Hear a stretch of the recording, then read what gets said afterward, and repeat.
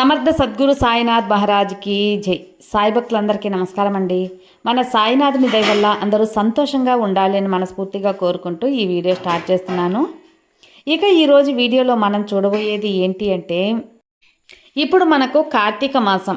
ఈ కార్తీక మాసంలో శివారాధన, శివ దీపారాధన, శివ నామస్మరణ, శివ దర్శనం, ఇలా శివుని కథలు వినటం, శివుని పాటలు వినడం, శివు నామస్మరణ చేయడం ఎంతో పుణ్యాన్ని కలిగిస్తుంది. అలాంటి ఈ కార్తీక మాసమున మనం ఇప్పుడు చెప్పబోయే ఈ శివుని కథ విన్నవారికి కోటి జన్మల పుణ్యం, సకల పాపాలు కూడా తొలగిపోతాయి. మన బాబా గారు కూడా ఆ శివాంశతో వచ్చిన వారే కాబట్టి భక్తి శ్రద్ధలతో మనసులో శివయ్యని నిలుపుకొని ఈ కథ వినడం ప్రారంభించండి. ఒక ఊరిలో సుందరం అనే ఒక వ్యక్తి ఉంటాడు. అతను ఒక వ్యాపారస్తుడు. తన వ్యాపారం అభివృద్ధి చెందక నష్టాల పాలై ఎన్నో ఇబ్బందులకు, అంటే ఆర్థిక ఇబ్బందులకు గురయ్యి నష్టాల పాలై ఎంతో బాధపడుతూ ఉంటారు. తన కుటుంబాన్ని కూడా పోషించుకోలేక చాలా బాధపడుతూ ఏం చేయాలి అర్థం కాకున్న పరిస్థితుల్లో, సరే మనకేదైనా కర్మ దోషాలు ఉన్నాయేమో వాటిని తొలగించుకొని సరిగ్గా అవన్నీ చేసుకొని మంచిగా సంపాదించుకొని భార్య బిడ్డలను బాగా పోషించాలని నిర్ణయంతో ఒక జాతకుడు, అంటే జాతకాలు చెప్తారు కదా, ఆయన్ని కలవాలని చెప్పి పక్క ఊరికి వెళ్తారన్నమాట. అప్పట్లో కొంచెం ఈ యొక్క ఆటోలు, బస్సులు అనేవి లేవు కాబట్టి నడక మార్గాన్ని వెళ్ళి వచ్చేవారు. అలా నడక మార్గాన్ని వెళ్ళి ఆ జ్యోతిష్యుణ్ణి చూస్తారన్నమాట. ఆ జ్యోతిష్యుడు కూడా తన జాతకం అంతా చూసి, దేనికి వచ్చావయ్యి అంటే, ఇట్లాగా నేను ఒక వ్యాపారస్తుని, మాకు చాలా నష్టాలు వచ్చాయి స్వామి, ఇప్పుడు ఆ నష్టాల వల్ల కుటుంబాన్ని పోషించడం కూడా చాలా కష్టమైపోతుంది. నా యొక్క ఏదైనా సరే దోషాలు ఉన్నాయా, ఏమి ఉన్నాయో చూసి చెప్పండి, మళ్ళీ వచ్చి నాకు పూర్వ వైభవం కావాలి, అంటే మంచి లాభాలు కావాలి, మంచిగా నేను బాగా బ్రతకాలనుకుంటున్నాను అనే విధంగా కోరుకుంటాడనమాట. సరే, అతను తన జాతక చక్రాన్ని చూసి అతనికి చెప్తాడు, లేదు ఇప్పుడు నాకు భోజనం టైం అయిపోయింది, ఈ సమయం దాటితే నేను జాతకాలు అనేది చూడను, అందులో నాకు కొంచెం పని కూడా ఉంది, కాబట్టి నువ్వు రేపు ఇదే సమయానికి రా, తప్పకుండా నీ జాతకం అంతా చూసి నువ్వు ఏం చేయాలనేది కూడా నేను చెప్పి పెడతాను అని చెప్పి ఆ జ్యోతిష్యుడు చెప్తాడనమాట. సరే, ఇంకా ఏం చేసేది, తర్వాత తిరిగి ఇంటికి వెళ్ళిపోవటానికి ఆయన తను బయలుదేరుతాడనమాట. కానీ అది నడక ప్రాంతం, నడిచే వెళ్ళాలి కాబట్టి పక్క ఊరు, కొంచెం సాయంత్రం అయిపోవడంతో బాగా చీకటి పడిపోతుంది, నడిచి వెళ్తూ ఉంటాడు.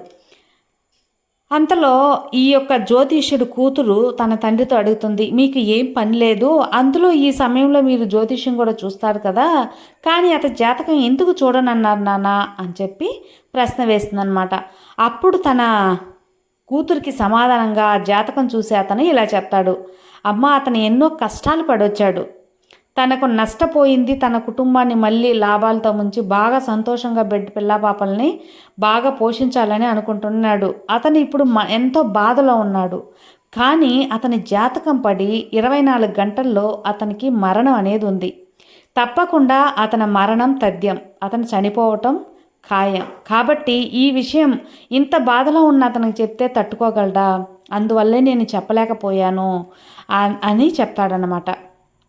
అప్పుడు వాళ్ళ కూతురు చెప్తుంది, ఏదో ఒక పరిష్కారం ఉంటుంది కదా, ఆ పరిష్కారం అనేది చెప్తే అతను చేసుకుంటాడు, అతడు ఆ మరణగండం నుంచి కూడా బయటపడతాడు కదా అంటే, అది ఉందమ్మా, ఆ యొక్క పరిహారం కూడా ఉంది, కానీ ఆ పరిహారం ఇప్పటికిప్పుడు అయ్యేది కాదు, ఎందుకంటే అతని మరణ గడియలు అనేవి ఒక 24 గంటల లోపలే సమీపిస్తాయి, కానీ 24 గంటల్లో అతను ఈ పరిహారం చేయలేడు, అది కొంచెం కష్టమైన పరిహారమే అని చెప్పి జ్యోతిష్యుడు తన కూతురికి చెప్పి వెళ్ళిపోతాడనమాట. ఇక్కడి నుంచి బయలుదేరిన ఆ వ్యాపారి చీకట పడటంతో సరిగ్గా వర్షం రావటం అనేది కూడా జరిగిపోతుంది.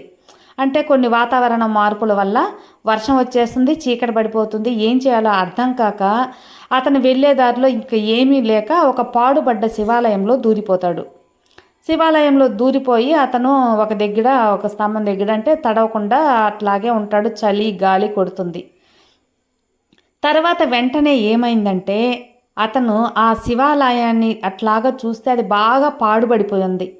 ఆ పాడుబడిన శివాలయాన్ని చూసి అతనికి ఎంతో బాధ అనిపించి, అయ్యో నా దగ్గర కానీ బాగా డబ్బులుండి నా వ్యాపారం బాగా పుంజుకుంటే ఈ శివాలయానికి బాగా రంగులు కొట్టి చక్కగా అభిషేకాలు చేసి పూర్వ వైభవం నేను బాగా తీసుకొచ్చి కుంభాభిషేకం చేసి ఈ గుడిని మంచి దైవంతో కలకలలాడే చేస్తాను. ఆ శివయ్యకి మంచి పూల అలంకారం, అభిషేకాలు, విభూది అవన్నీ చేసేసి చందనంతో అభిషేకం చేసి ఇట్లా చేసి ఈ యొక్క కుంభాభిషేకం చేసి ఈ యొక్క గుడిని మంచిగా చేయాలని ఉంది అని అనుకోవడమే కాకుండా అతను ఆ కొద్ది సమయంలోనే ఊహించుకుంటాడనమాట. అతను ఈ యొక్క శివాలయం బాగు చేసినట్టు, రంగులు కొట్టినట్టు, శివునికి అభిషేకం చేసినట్టు, ఆ యొక్క కుంభాభిషేకం చేసినట్టు ఇలా ఎంతగానో అనుకుంటాడనమాట. అతని మనసులోనే అనుకోవడమే కాకుండా ఊహించుకొని అతను చేసినట్టుగానే పరవశించిపోతాడు. అంతలోనే ఒక ఉరుము అనేది వస్తుంది. ఆ ఉరుము అనేది వచ్చేసరికి సరిగ్గా ఆయన పైన ఒక రాయి అనేది పడుతుంది. ఆ ఉరుముకి రాయి పడిన వెంటనే పైన చూస్తే ఒక పాము ఉంటుంది. తన మీద రాయి పడుతుంది. అయ్యో రాయి పడింది అని చెప్పి కొంచెం పాము ఉందని జరగతాడనమాట. జరగగానే ఆ స్తంభం అనేది కింద పడిపోతుంది. సరే, కొద్దిసేపు తర్వాత వర్షం అనేది వస్తుంది. అతను తన పాటికి తాను చిన్నగా ఇంటికి అనేది చేరుకుంటాడు. మరుసటి రోజు సరిగ్గా ఆ పూజారి ఏ సమయానికి రమ్మన్నారో ఆ సమయానికి తన ఇంటికి వెళ్తాడనమాట. పూజారికి ఆశ్చర్యమైపోతుంది.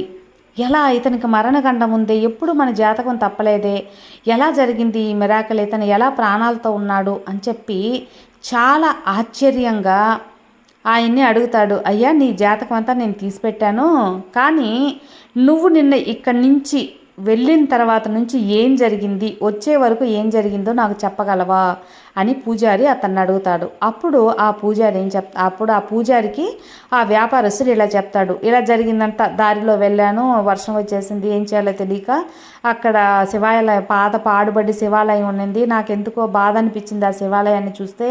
చక్కగా దీన్ని ఆల్టరేషన్ చేసి పెయింట్ కొట్టి అభిషేకాలు చేసి కుంభాభిషేకం చేసి రంగులు వేసి మంచిగా పూజ పునస్కారాలు చేసి గుడి కలకలలాడేలా చేయాలి అనుకున్నాను. ఒక్క నిమిషం నేను ఊహించుకొని ఆ శివయ్యని మంచిగా చూడాలని కూడా నేను ఊహించుకున్నాను. కుంభాభిషేకం చేసినట్టు, ఇట్లా దీపారాధన చేసినట్టు, చందనాభిషేకం చేసినట్టు ఊహించుకున్నాను. తర్వాత ఒక స్తంభం అనేది నాకు ఒక ఉరుము వచ్చింది. నేను ఆ ఉరుముకు భయపడి పక్కన జరిగాను. ఒక స్తంభం పడిపోయింది. ఆ స్తంభం పైన ఒక పాము అనేది కూడా ఉంది అని చెప్తాడన్నమాట. తర్వాత ఇంకా నేను ఇంటికి వెళ్ళిపోయాను. ఇంటికి వెళ్ళి భోంచేసి నిద్రపోయి ఇంకా ఉదయాన్నే ఇలా వచ్చాను అని చెప్పి చెప్తాడు. అప్పుడు కళ్ళు మూసుకొని అతని జ్ఞాన దృష్టితో, కొంచెం పూజారి కదా, కొంచెం జ్ఞానం ఎక్కువ ఉంటుంది కాబట్టి దైవ దృష్టితో చూస్తాడనమాట. సరే, నీకు అతి త్వరలో ఆ శివయ్య అనుగ్రహం వల్ల మంచిగా వ్యాపారం ఉంటుంది, మంచిగా లాభాలు వస్తాయి, ధైర్యంగా ఇంటికి వెళ్ళు, అతి త్వరలో నీకు మంచి జాతకం ఉంది, నువ్వు అనుకున్నట్టే జరుగుతాయి, మంచి లాభాలు ఉంటాయి, నీకు బాగుపడతావు అని చెప్పి పంపించేస్తాడు. తర్వాత వాళ్ళ కూతురు అడుగుతుందనమాట, నాన్న ఎప్పుడు మీ జాతకాలు తప్పలేదు, ఇతను మరణగండం ఉందని చెప్పారు కదా, ఏమైంది, ఇతను బతికే ఉన్నాడే అని చెప్పి అంటే తప్పుగా కాకుండా ఒక ఆశ్చర్యంగానే అడుగుతుంది తన కూతురు. అప్పుడు చెప్తాడు, అమ్మ నిన్న నువ్వు అడిగావు కదా, అతని మరణగండాన్ని తొలగించే ఒక పరిహారం అనేది, ఆ పరిహారం చాలా కష్టం, ఇప్పటికిప్పుడు అయ్యేది కాదు. ఏంటి అంటే శివ ఆరాధన చేయాలి. శివుని గుడిని బాగా కట్టించి, శివుని గుడిని కట్టించి కుంభాభిషేకం చేసి, శివునికి చందనాభిషేకం చేసి, దీపారాధన చేసి, అర్చనలు చేసి, ఒక శివాలయాన్ని ఎవరైతే సృష్టిస్తారో వారికి ఆ సృష్టించిన తర్వాత శివాలయం కట్టిన తర్వాత అతని ఆ యొక్క యమగండం అనేది పోతుంది.